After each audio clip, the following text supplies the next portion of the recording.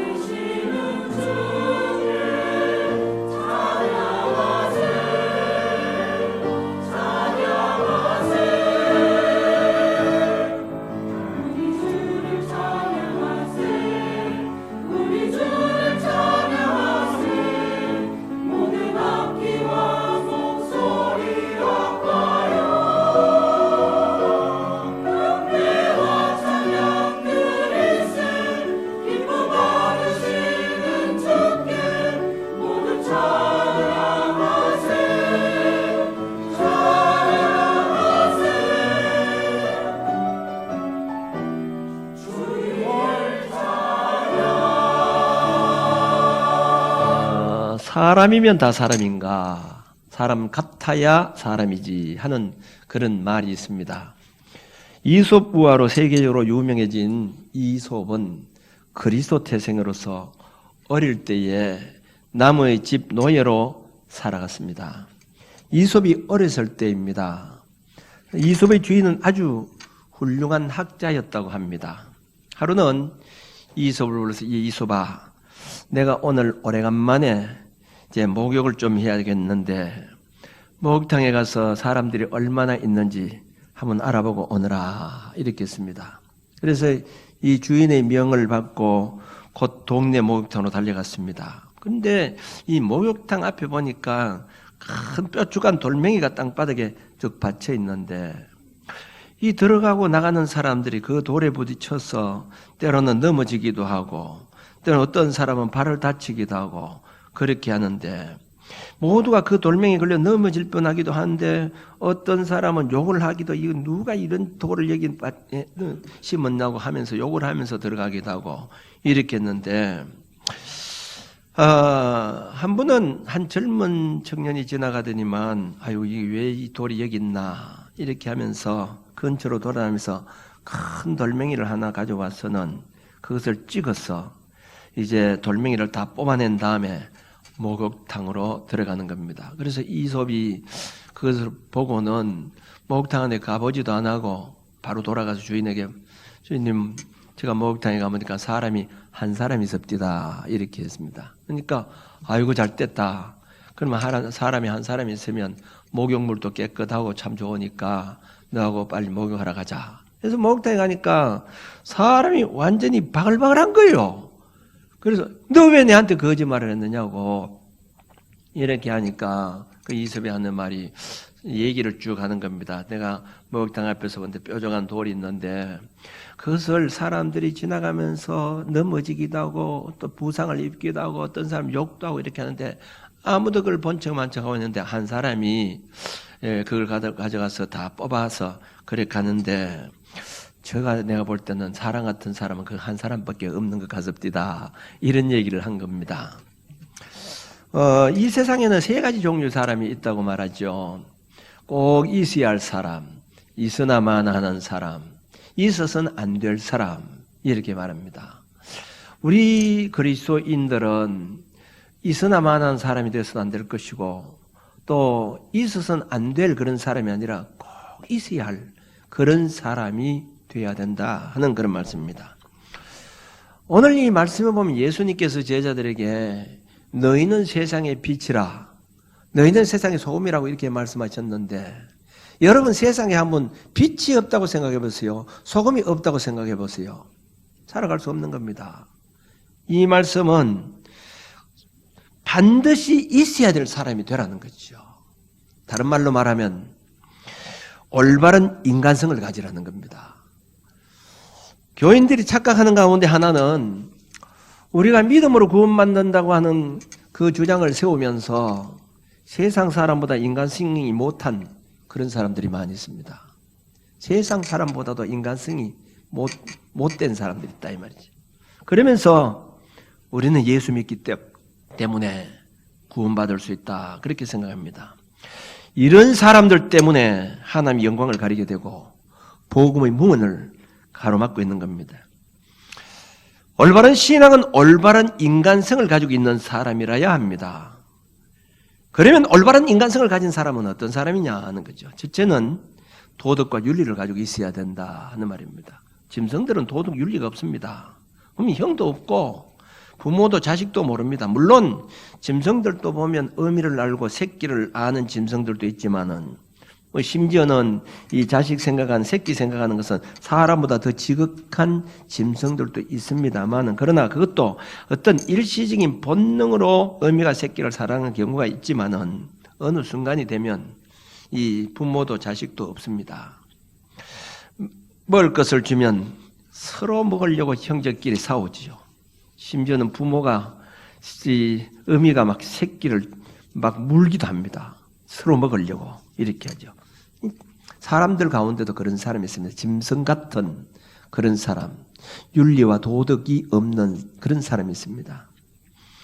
1998년도 컬링턴이 주지사로 있던 이 아칸소주의 작은 마을에 한 중학교 13살짜리 미첼 존슨이라는 학생하고 11살 꼬마가 자기 집에 그 미국에는 집집마다 총도 갖고 있는 집이 있기 때문에 부모가 놔둔 총을 가지고 와서 이 숲속에서 완전히 전쟁 놀이 하듯이 보이는 대로 막 닥치는 대로 총을 쏘서 사람을 4사람을 죽이고 그리고 10몇 명이나 부상을 입었습니다. 그리고 몇 달 후에 미국의 컬럼바인 학교에서 이유 없이 학생이 또 동료 학생들에게 총을 난사해서 현장에서 15명이 죽고 38명이 그 부상을 입게 되었습니다. 그리고 얼마 지나지 않아서 한국에서 이민을 가진 한 가정에 염군이라고 하는 그 학생이 자기 어머니를 죽이고 자기 동생을 죽이고 그리고 아버지가 타고 있던 이 벤츠 승용차를 타고 도망을 쳤는데 수사관들이 나중에 수사를 해보니까 거기서 약 500km 떨어진 라스베가스에 가서 도박을 하고 있더라는 거죠. 도박 자금을 마련하기 위해서 자기 엄마 죽이고 자기 자식을, 그 동생을 다 죽여버렸다는 거죠. 이 사람이라고 할 수 없죠. 짐승과도 같다 이 말입니다. 사람이라고 하면 윤리가 있어야 되고 도덕이 있어야 되고 예의가 있어야 하는 겁니다. 부모를 알고 형제를 알고 선배를 알고 어른을 알아야 되는데 사람이라고 하면서도 부모, 형제도 어른도 선배도 모르는 그 인간은 옳은 인간이라고는 할 수가 없는 겁니다. 요즘 아이들을 보면요, 부모가 참 자식을 교육을 많이 시키지만은 예의 범죄를 갖추지 않았어 어른을 봐도요 인사할 줄 모르고 물끄러미 보는 그런 아이들이 참 많이 있습니다. 아무리 교육을 많이 시켜도 윤리와 도덕을 모르면 올바른 인간성을 가진 사람이라고 할 수 없는 겁니다. 학교 교육도 중요하지만 인간성, 즉 예의 범절 그리고 윤리를 가르쳐야 된다는 거죠. 윤리라고 하는 것은 내가 어떤 위치에 있는가, 내가 할 도리가 무엇인가 이것을 알아야 된다는 겁니다. 자식은 자식의 도리, 그리고 제자는 스승 앞에서 제자의 도리, 선배 앞에서 후배는 후배의 도리, 이 도리를 모른다고 하면 절대로 올바른 인생이 될 수가 없는 겁니다. 요셉을 보세요. 요셉은 형들이 자기를 미워서 팔아버렸습니다. 그럼에도 불구하고 이 요셉은 동생으로서의 도리를 하려고 가졌죠. 보디발의 집에서 종노릇 했지만은 그 보디발의 아내가 자기를 유혹을 했지만은 자기는 종으로서의 도리 끝까지 지키려고 하다가 2명을 뒤집어 쓰고 옥에 갇히기도 했죠. 그리고 그 왕의 신하로서 총리로서 그 도리를 다했죠. 자식으로서 자식의 도리를 다한 사람이었죠. 그는 동생의 도리요, 부모의 도리, 부모로서 자식의 도리, 신하로서의 도리를 다했다는 겁니다. 여러분, 올바른 인간성은 도덕과 윤리를 가지고 살아가는 사람입니다. 두 번째는 올바른 인간성은 은혜를 아는 사람이어야 됩니다. 은혜를 모르는 그 사람은 올바른 인간이라고 할 수가 없습니다. 짐승들도 은혜를 아는 짐승들이 많이 있습니다. 옛날 이 고려시대에 개에 대해서 전해 내려오는 아름다운 이야기가 있습니다. 고려시대 전라북도 임실군에 김계인이라고 하는 사람이 있었는데 이 사람은 아주 충직하고 총명한 개를 키우고 있었습니다. 어느 날 동네 잔치를 갔다가 그 옛날에는 잔치에는 항상 술이 있잖아요. 잔치에 가서 술을 많이 먹고 이렇게 돌아오다가 상리 부근에서 풀밭에 그만 누워서 잠을 자고 말았습니다. 그런데 마침 거기에 이 들판에 불이 붙었습니다.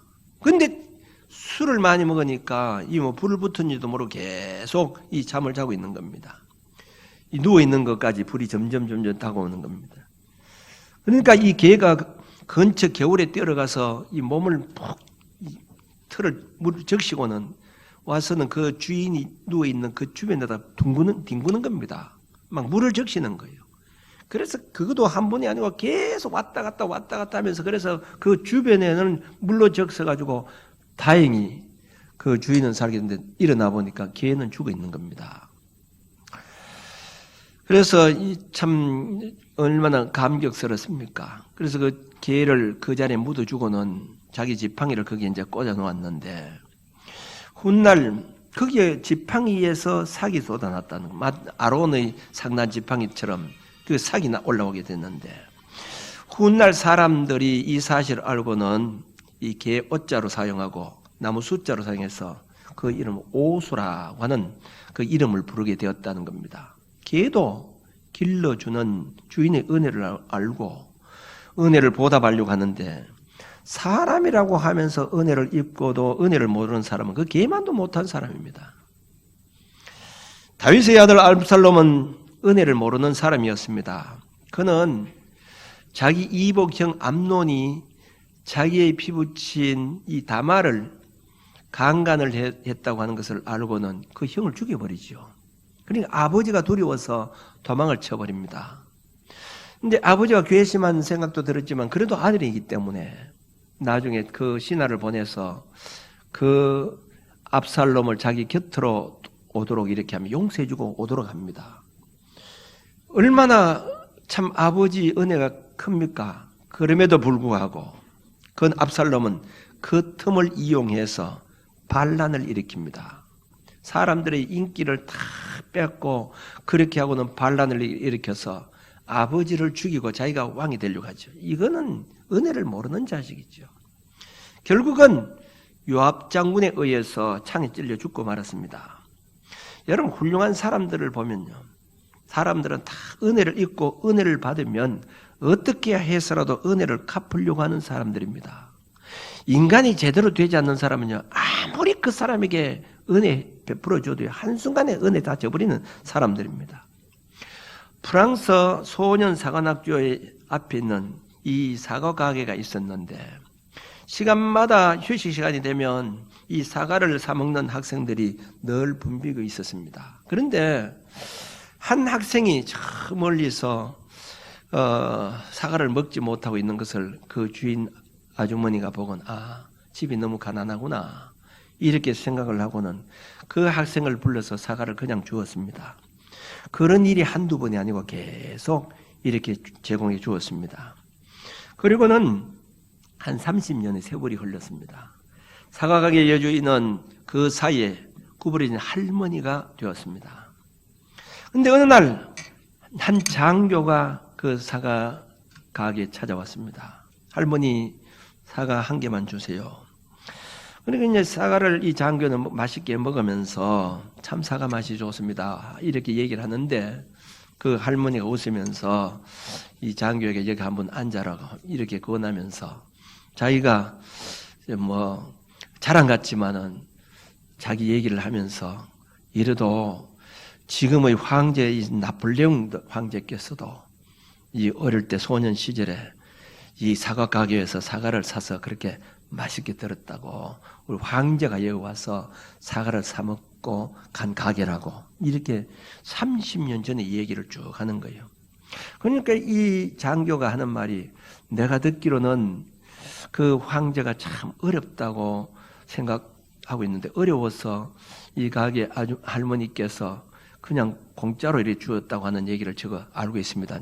그런 일이 없다고, 꼬박꼬박 돈을 내고 그렇게 사 들었다고. 왜냐하면 그 할머니는 황제가 소년 시절에 겪었던 어려운 일들을 어려울 때 공짜로 얻어먹었다 하면 사람들에게 입에 오르내리는 것이 싫어서 그렇게 극구 부인을 하게 된 겁니다. 그러는 장교가 그 할머니에게 질문을 합니다. 할머니, 지금도 황제의 소년 시절 얼굴이 기억하십니까? 이렇게 하니까 곰곰이 이제 더듬는 듯 이렇게 생각을 하고 있는데, 그때 이 장교가 할머니 손을 착 잡으면서, 할머니, 제가 나폴레옹 황제입니다. 아니, 당신이 어떻게 나폴레옹 황제라고요? 예, 제가 바로 30년 전에 돈이 없어서 이 사과를 사 먹지 못할 때 할머니께서 가끔 저에게 사과를 주신 일이 있습니다. 제가 보나파르 나폴레옹입니다. 그때 사과 맛이 저는 잊지 않고 있습니다. 그때 제가 사과를 먹으면서 언젠가는 내가 할머니에게 꼭 은혜를 갚겠다고 몇 번이고 다짐을 했습니다. 그리고 이 나폴레옹이 두 손을 잡힌 채 어찌할 줄 모르는 할머니 눈에서 눈물이 흐르고 있는데, 그때 이 나폴레옹 황제는 금돈이 가득 들어있는 이 주머니 하나를 할머니 손에 얹어주면서, 할머니, 이것은 제 얼굴이 새겨진 금돈입니다. 이 나폴레옹 얼굴이 새겨진 금돈, 그 금돈인데 이 돈을 쓰실 때마다 저를 생각해 주십시오. 정말 고마웠습니다, 할머니. 그렇게 하고 돌아갔다는 거죠. 이 가난한 시절에 얻어먹은 사과, 그것도 은혜를 알고 은혜를 갚으려고 하는 그 정신이 바로 그걸 훌륭한 인물로 만들었다는 거죠. 다윗은 요나단에게 은혜를 입은 사람입니다. 그래서 요나단이 죽고 난 다음에 요나단의 아들 이 머비보셋을 왕궁에 데려와서 자기 아들처럼 대우해 주었지요. 그리고 이 다윗이 죽음을 얼마 남겨두지 아니하고 솔로몬에게 유언을 하면서 그런 얘기합니다. 내가 살았을 때 바르실레에게 은혜를 많이 받았다. 이 바르실레에 꼭 은혜를 갚아라. 이렇게 부탁하고 죽게 됩니다. 자기가 받은 은혜를 그냥 넘어가지 않고 반드시 갚으려고 했다는 것이죠. 여러분, 신앙생활은 누가 잘하는 사람이냐? 주님의 은혜를 알고 은혜를 갚으려고 하는 사람입니다. 그 사람이 신앙생활을 합니다. 누가 충성을 합니까? 은혜를 아는 사람이 충성합니다. 하나님께서 나에게 이 은혜를 베풀어 주셨기 때문에 부족하지만 맡겨주신 사명 감당한다는 겁니다. 누가 순교의 자리까지 갑니까? 주님의 은혜를 알고 주님께서 나를 위해서 이 죄에서 구원해 주셨기 때문에 난 죽어도 좋다. 그렇게 하고 순교하는 사람입니다. 이 은혜를 아는 사람들이 순교를 할 수 있지. 하나님의 은혜를 알지 못한 사람은 충성할 수도 없습니다. 왜 우리가 주님의 일을 하면서도 귀찮게 생각하고 회피하려고 합니까? 주님의 은혜를 모르기 때문이라는 거죠. 우리 모두가 다 주님의 은혜를 다 받은 사람입니다. 그 은혜를 입었다고 하면 은혜를 입은 자답게 살아가야 합니다. 초나라의 이 장왕이 어느 날 총애하는 여인과 더불어서 여러 신하를 불러서 술자리를 마련했습니다.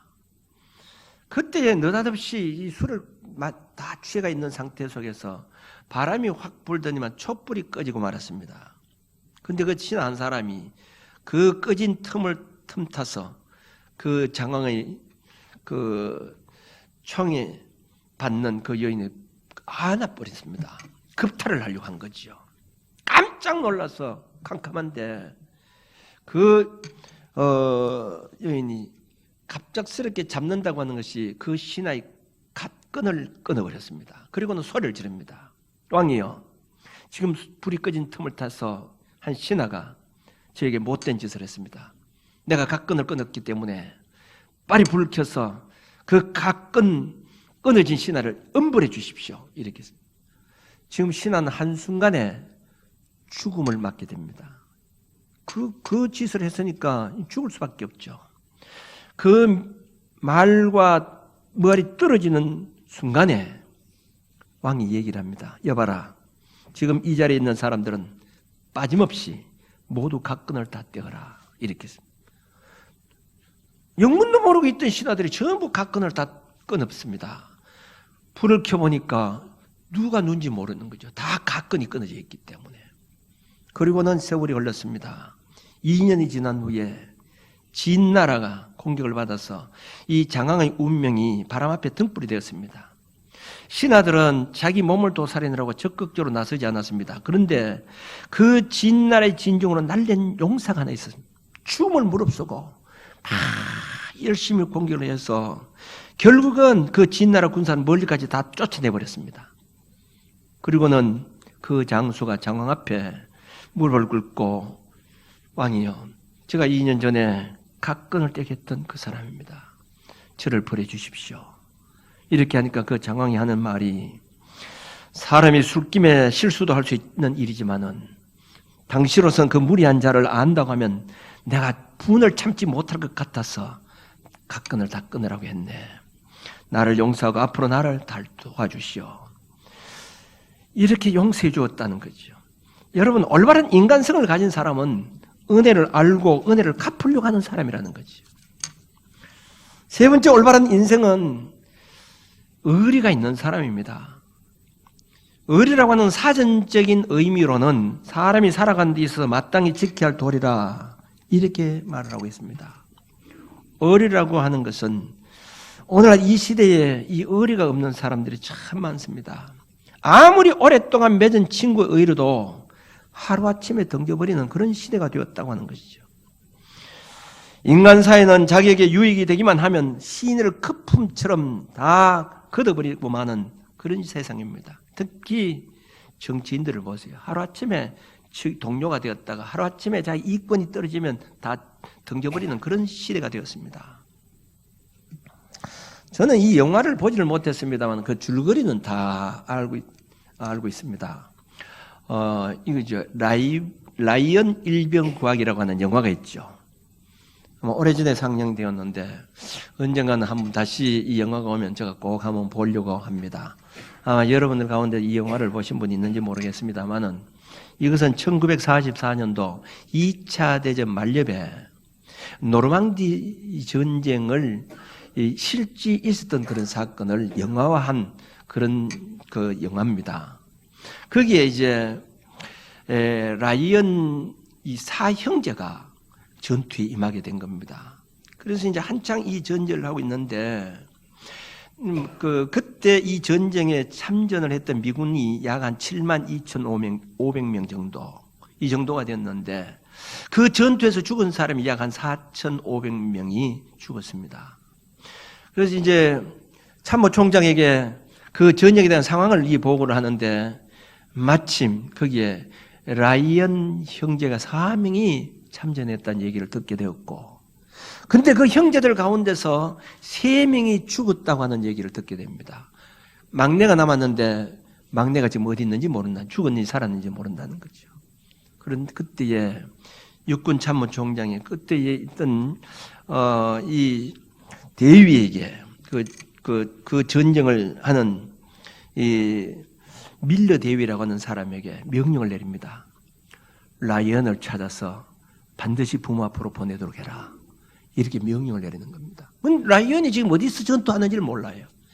죽을 고생을 하면서 결국은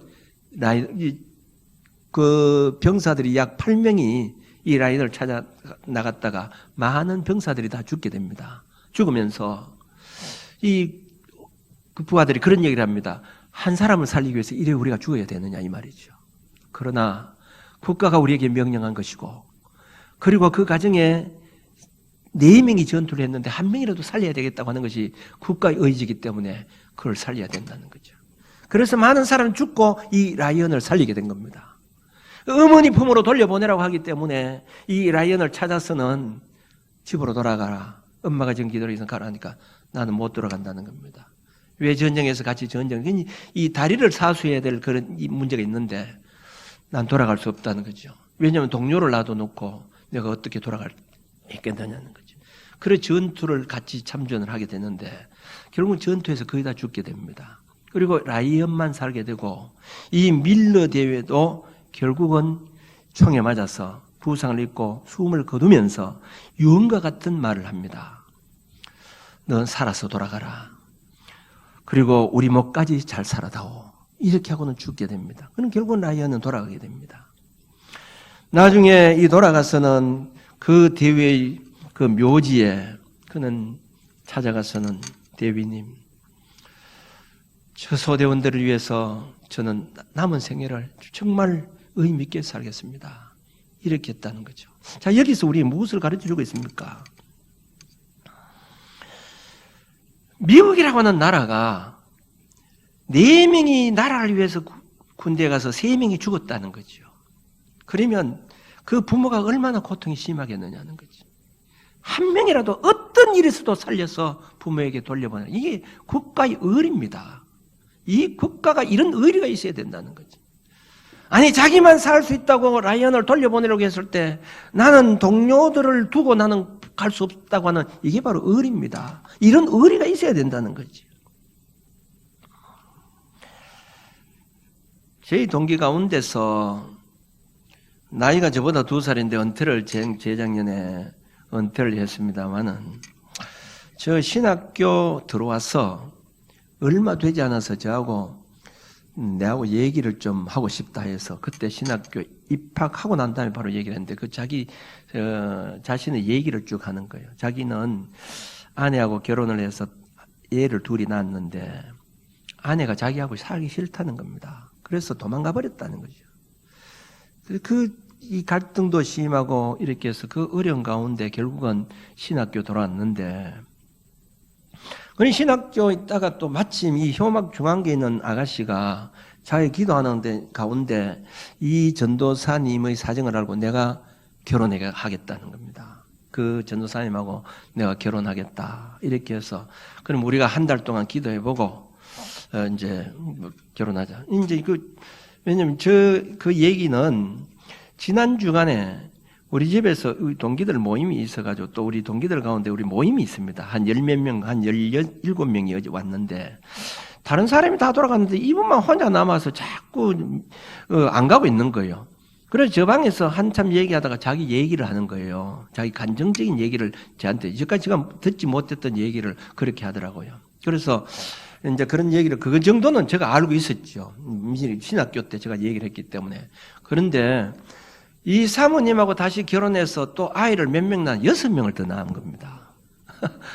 8명입니다. 8명. 그리고 우리가 늘 웃죠. 야, 8명.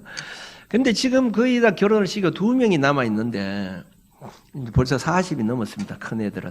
근데 얼마 전에 친모가 미국에서 한국으로 왔다는 겁니다. 처음 결혼할 때 중매를 해준 한 사람이 자기한테 연락이 와서 이 친모가 한국에 왔는데 자식 한번 보고 싶다는 거예요. 의아해. 이렇게 얘기하더라는 거죠. 그래서 목사님께서 이제 사모님에게 그 얘기를 한 겁니다. 친모가 와서 우리 애들 둘이를 보고 싶다고 하는데 어떻게 하면 좋겠냐. 보여줘야 되겠느냐. 그러면 나도 거기에 가겠다. 그렇게 해서 이 친모하고 두 아들과 이제 그 친모를 만나러 다방에 갔는데 그런 얘기, 이 사모님이 그런 얘기를 했다는 겁니다. 좀 인지상정이니까 이제까지 내가 키웠다 할지라도 자식 데려가고 싶으면 데려가도 보내주겠다. 자식도 좋다고 하면 내가 보내주겠다. 이렇게 얘기를 했다는 겁니다. 그런데 자기는 지금 미국으로 결혼도 하지 않고 미국으로 건너가서는 미용 기술을 배워서 미용소를 하면서 돈을 많이 벌었다는 거예요. 그래서 하는 말이 그 자식들을 불러놓고 그래 참 그동안 한 건 미안한데 내가 미국 가면 자식도 없으니까 재산도 있고 이러니까 너희 내하고 같이 가서 살 수 없느냐 이제 이렇게 물었다는 거죠. 자식들에게. 그러니까 그 자녀가 하는 말이 우리를 낳아준 어머니가 참 중요합니다. 그러나 우리를 길러준 어머니도 중요합니다. 우리 길러준 어머니하고 살겠습니다. 이렇게 하면서 그 목사님 우는 거예요. 여러분 이게 의리 아닙니까? 의리. 비록 나를 낳아준 어머니지만은 내 평생이 나를 길러주었다 이 말입니다. 배반할 수 없다는 거죠. 이게 바로 의리라는 거죠.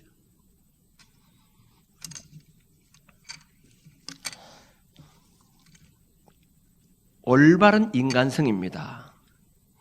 평생 은혜를 얻고 살다가 어느 날 살만하면 받은 은혜 다 던져버리고 살 길 찾아 떠나는 의리 없는 사람들이 지금 얼마나 많이 있습니까? 평생 동안 고생하면서 부부간에 살다가 늙어서 남편이 경제력이 없다고 떠나버리는 의리 없는 아내들. 아내가 젊은 시절에 아름답게 같이 살다가도 나이가 들어서 병들었다고 떠나버리는 그 남편, 의리 없는 남편들. 평생 자식을 위해서 헌신하면서 희생하면서 키워준 부모를 이제는 늙어서 경제력이 없다고 별 도움이 안 된다고 떠나버리는 의리 없는 자식들이 얼마나 많이 있습니까? 힘들고 어려울 때 교우들을 기도하고 걱정하고 도움을 받고 살던 이 교우들이 한순간 섭섭하다고 돌아서는 의리 없는 교인들이 얼마나 많이 있습니까? 평생 동안 목회를 했는데 마지막 병들었다고 내치는 교회, 의리 없는 교회들이 얼마나 많이 있습니까? 교인들이 힘들고 어렵게 살아가는데도 내 살 길이 있다고 해서 좋은 목회지를 찾아가는 의리 없는 목회자들이 얼마나 많이 있습니까? 사랑하는 성도 여러분, 주님께서 우리에게 말씀하시는 세상의 소금과 빛이라고 말씀했습니다. 소금과 빛이라고 하는 것은 반드시 있어야 될 사람이 되라는 겁니다. 반드시 있어야 될 사람이라고 하는 것은 올바른 인생관을 가지라는 거지. 올바른 인간성을 지니라 이 말입니다. 오늘 예수 믿는 사람들이 나는 예수 믿고 구원받는다고 하면서 제대로 되지 않는 인간성을 가지고 살아가는 그리스도인들이 얼마나 많은지 모릅니다. 그 사람 때문에 주님이 영광 가리고 복음의 문을 막고 살아가는 사람들이 너무 많이 있다 이 말입니다. 올바른 신앙은 올바른 인간성을 지내야 된다는 거지. 올바른 인간성도 없는 사람이 어떻게 올바른 신앙생활을 할 수 있겠느냐 이 말입니다. 사랑하는 성도 여러분, 내 자신을 한번 스스로 돌아보시길 바랍니다. 여러분들은 얼마나 도덕과 윤리를 지니고 살아가고 있습니까? 내 위치를 알고 살아가고 있느냐 이 말이지. 얼마나 은혜를 알고 은혜를 갚고 살아가려고 그렇게 하고 있느냐 이 말입니다. 얼마나 의리가 있는 사람들입니까? 저는 우리 목회자들에게도 그런 얘기를 합니다.